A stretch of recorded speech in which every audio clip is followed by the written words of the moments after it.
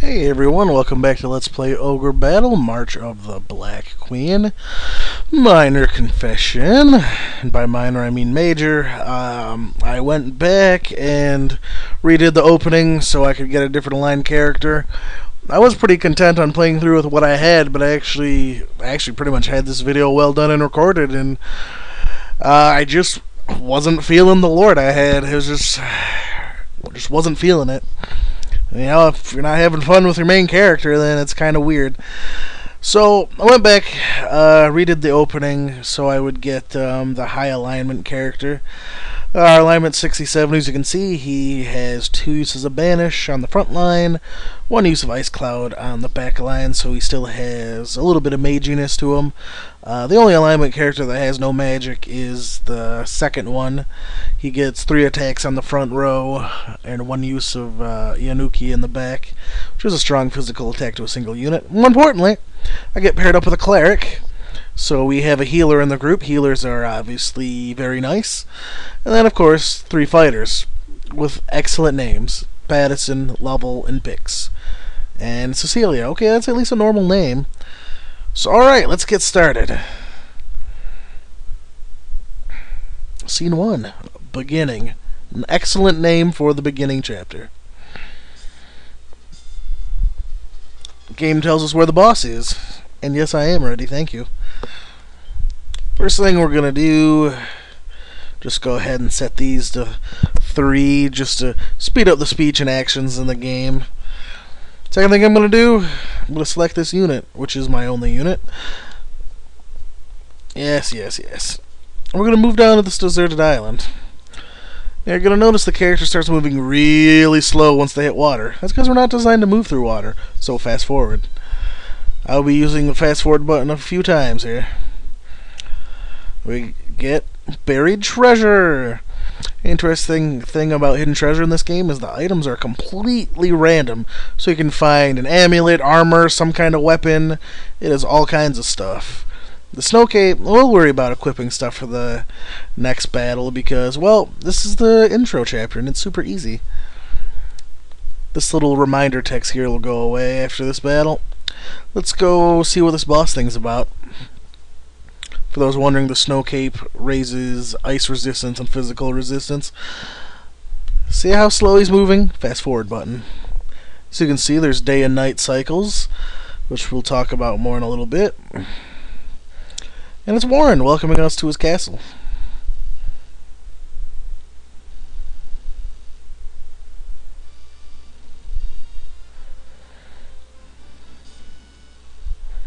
Makes it sound epic, but there's only 1 of each, so it doesn't take very long.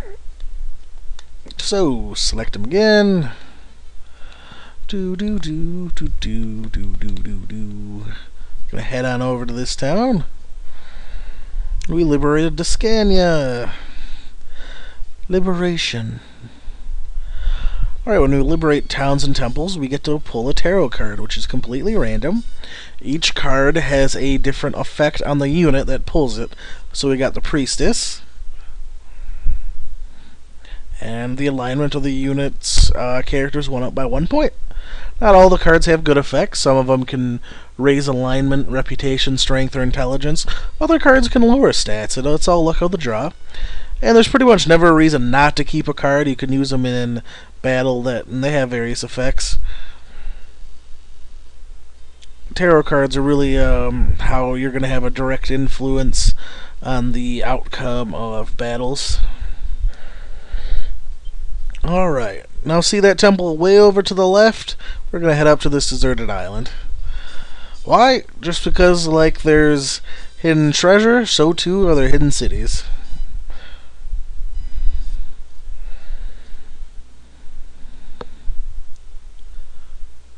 So, oh god, I hate how I didn't finish perfectly on the city. Alright, we liberated them. So we'll pull a card. Oh, that's going to lower something. Yeah, we're getting booed. And our alignment went down 2 points. Yep. More importantly, we meet Lans. He is a knight of the Royal Zenobian Army, and he's going to join our team. Some characters you can get just by liberating the city they're in. Some of them you need to, say, do a request, bring them an item, fight a certain character, etc. and so forth. Some characters you have to have certain alignment to recruit. It all depends. Speaking of which, this thingy right here, that's our reputation. The higher the better. And I'm going to move over here to this temple. It'll be the last thing we need to liberate in the opening here. And a little bit of fast forwarding. Should end our first day anytime here. Yep. So we see our tributes from the cities we liberated. Our expenses, which right now is just the cost of the units.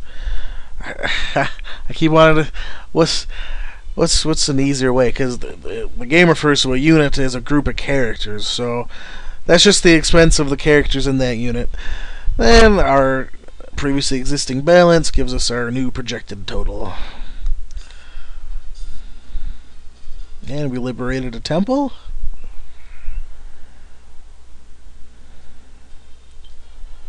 Alright, magician. That'll raise intelligence.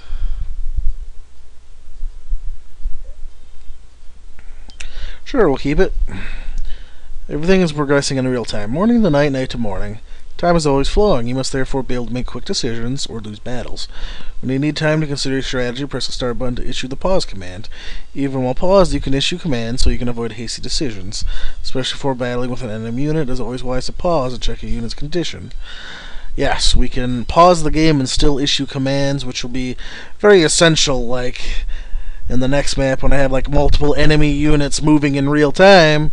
We can pause the game, still select characters, issue commands even when the game is paused, and they won't carry them out until the game is unpaused. So when you're managing multiple units, pause button will pretty much be your best friend. So let's head over to Warren and conduct the boss battle. I sure have. Now, battles in this game are fairly automated, like they are in, say, the Fire Emblem series. The biggest difference is I can interface at any time by hitting the A button. So, bam. Now, I got a couple choices. We can change attack animations, which I probably won't be touching much. We can run from the battle. We can change our tactics. Going with best, each character will attack the enemy he can do the most damage to. Strong, everyone will attack the character with the most hit points. Leader will gun straight for the leader, so when a leader dies, the unit disperses and retreats. But then you gotta catch the unit, and you get less XP overall that way, so use that one sparingly. Or only in case of like an emergency, if your team's getting destroyed and you need out of the battle now. Weak, you're going to be using a lot. That's going to target the enemy with the lowest HP, so let's just select that for now. Then we can select tarot cards. Anything we have, we can use. They all have different effects in battle. Some of them are attack magic. Some, like, this is a good start here because these are the 2 healing tarots. And then you got other ones, Temperance, remove status effects. Tower, it uses an earthquake that hits characters on the ground. Sun, you got to be careful with. It hits the entire map, so it hits you and the enemy units in that battle. And it does more damage based on how low your alignment is. So if you have a low alignment team, you need to be really careful. My team is fairly high alignment, but this is still probably something I'm not going to use. It's just too risky. It does destroy undead outright, but it's generally not worth the risk, and it'll probably be one of the first cards I discard. So anyway, this will be a nice easy battle, so I don't need to do anything special.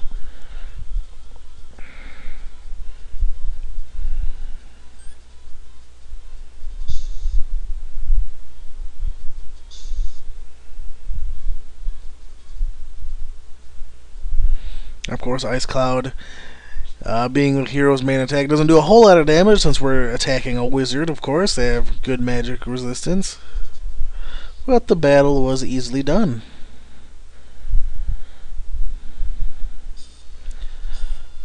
You have done well, and all now know your power. Our fate now lies in your hands, Shin. Now we shall fight together until the Zenobian Empire is brought to its knees. Okay. Voice kind of crapped out on me there.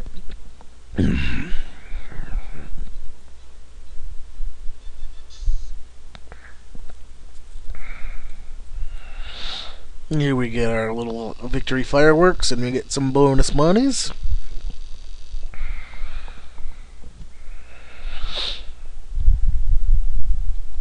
We'll go ahead and save. Alright, ready for this? Bam! Oh my god, so many guys! You ready for this? More guys! I'm going to be doing this next part off screen because it's probably going to take half an hour, but now we have all of our, wow, 100 hit points. That guy's a beast. Ralph the Samurai. Okay, so you can see there are all kinds of unit types. Samurai is an upgrade of the fighter. Beastmen have whips. They're good from the front or the back. Let's see, what do we have? Something interesting. We have Warren and his Hellhounds. Large. You can have up to 5 normal-sized. I still can't think of a good word to think of it. I want unit in a group. I don't know. You can have up to 5 normal-sized characters in a unit, and characters like Hellhounds and Giants, Griffins, they take up 2 slots. Depending on what they are, they're generally not as useful as having 2 people, but some of them are pretty beastly, like these Hellhounds get 3 attacks in the front row and 2 magic attacks in the back row. And Warren's pretty beefy himself. He's got quite a bit of hit points. Let's see what else we got here. Lance has his unit now. He's a knight, which is the immediate upgrade to the fighter. Let's see, anything else interesting? We have Polly, the cleric. Excellent. Peloponnesos. Okay, now, if a leader of the unit is defeated, the rest of the group disperses. If the Lord is killed, which is me, then it's game over. Seeing if I have any other interesting units to point out. Amazons are your basic female class. They prefer the back row, where they can fire 2 arrows per round of combat. What's in my reserves? I have some octopi, I see.